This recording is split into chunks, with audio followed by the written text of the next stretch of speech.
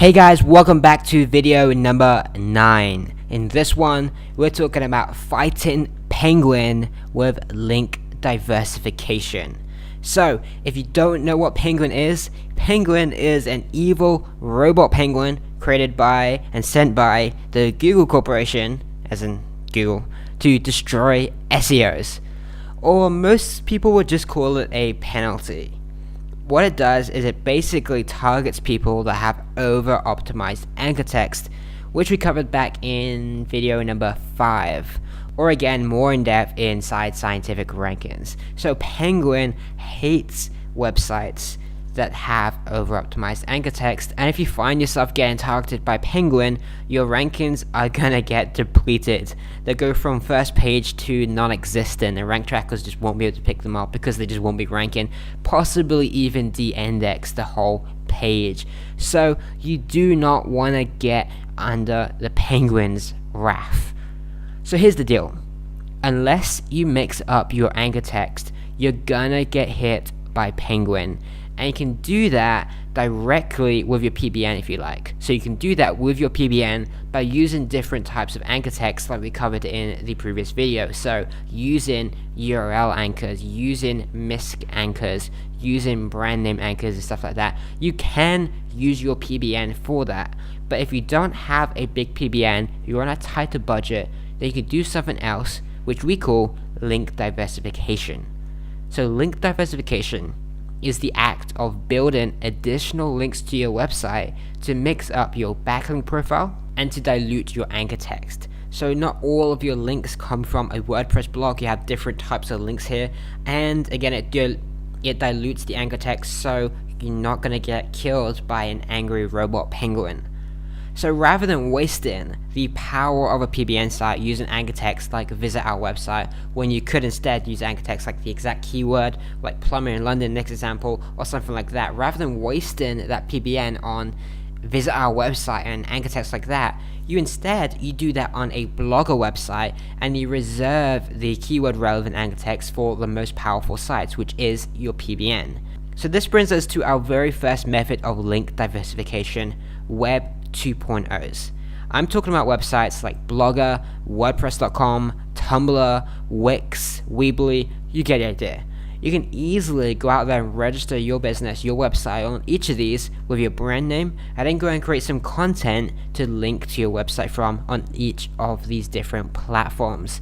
Now, what I recommend here is you put a little bit of effort into it. So you create these brand new brand name and everything like that. Really, really simple, just like social profiles. I don't need to tell you how to do that. I'm sure you're smart enough to go out there and just register your account on each of these. But make sure that you put a little bit of effort into this, because if you don't, these platforms have a very bad habit, or maybe good habit in their eyes, of shutting down spammy looking accounts. So if you put little to no effort into it, it just looks like it's a spammy site set up purely for links. They're going to shut down the platform, they're going to shut down the profile, and it's as good as not wasting your time doing it. So put a little effort into it to show that you genuinely care about the account, and you'll massively reduce the chances of that ever happening. You can also, it's a very advanced technique, set these up with IFTTT to syndicate content to them to make this even easier for yourself and keep them freshly updated and freshly adding links to your site, which is something that we'll cover in more depth in scientific rankings because they're a little bit too advanced for this video. We don't have time to go through all of this. Another type of link diversification that I love is press releases. Press releases are a super easy way of getting links from 100+ different sources in a very natural way. You can also use these to link to your social profiles, which we'll get into in a moment. But if you don't know what a press release is, it's basically just sending out a short, like 100 to 300 word news release to press sites or mini news sites basically, and they're gonna publish it for you. So these sites just curate lots and lots of news articles, and they're gonna publish any news you send through them to share it with people like the media that want to pick it up. So they're not getting picked up by big sites like bbc.co.uk for example, but they go to press sites, little mini news sites, and these sites like bbc.co.uk look at them to find what news there is to publish on their site. So you're going to see a lot of reporters and stuff checking out these types of sites. So here's 3 quick tips for doing this. Number 1, have real news to share. See, I've seen people do this before, and they've basically submitted articles like 5 interesting ways of doing this, or 5 ways of doing this, or whatever, just like boring, like typical articles. Don't do that. If you want to get the best exposure from your press release, and potentially even get real attention from it, and actually result in real business, then actually have some genuine news, some real news to share. Now, if you can't think of anything here, you don't have any news whatsoever that you can think of, then just share the news that your website is launching, that you just launched this brand new website, because that is news. Alright, number 2, embed a YouTube video. If you have a YouTube video, then you definitely want to do this. This is a great way of getting lots of embeds for your video, which can help with ranking that video. That's a whole topic for another time. Like, I don't want to get into like embedded videos and the benefits of that, because we could create an entire video of probably more than 10 minutes all on that stuff. But if you have a video hosted on YouTube, then make sure to embed it in the press release. Many providers will allow you to do this, and it's just a good thing for helping power up the video a little bit. Alright, number 3.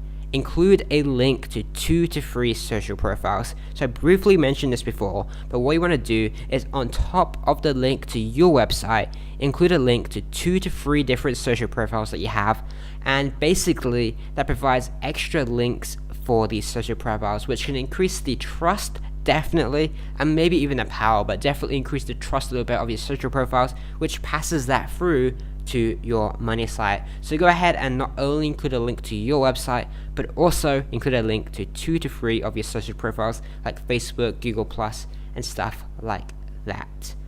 As for getting their press releases, there's a whole lot of services out there. It's really simple, and honestly it's not that expensive. So one example is the guys at Web20 Ranker, and these guys will write it for you and submit it for you for like $79. It's not that expensive, and that's going to get submitted to however many 100 different sites. So very simple to do. You just outsource the whole lot. It's not too expensive, and it's going to get you a lot of links for diversifying your backlink profile. The final type of link diversification that I want to mention in this video is citations. I love citations. They're one type of link that I always provide for my money sites. And if you're doing local SEO, these are practically a necessity. If you want to rank in Google's map pack, the ABC, the local rankings, you absolutely need citations. But again, that's a topic for another time. We'll go into that in more detail inside scientific rankings later.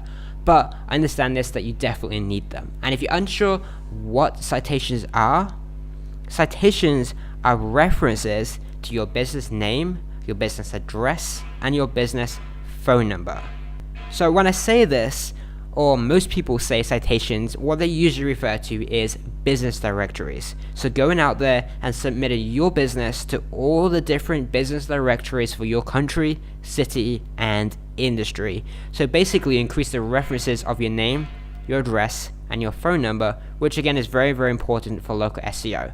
This is technically called a structured citation, but the easiest way everyone just refers to it as citations, and that is mostly about getting your name, address, and phone number out there, which a big part of that is registering on these different directories. But what this also does is not only gives you a citation there, not only gives you the reference of your NAP, which is name, address, phone number, it also gives you relevant links to your website.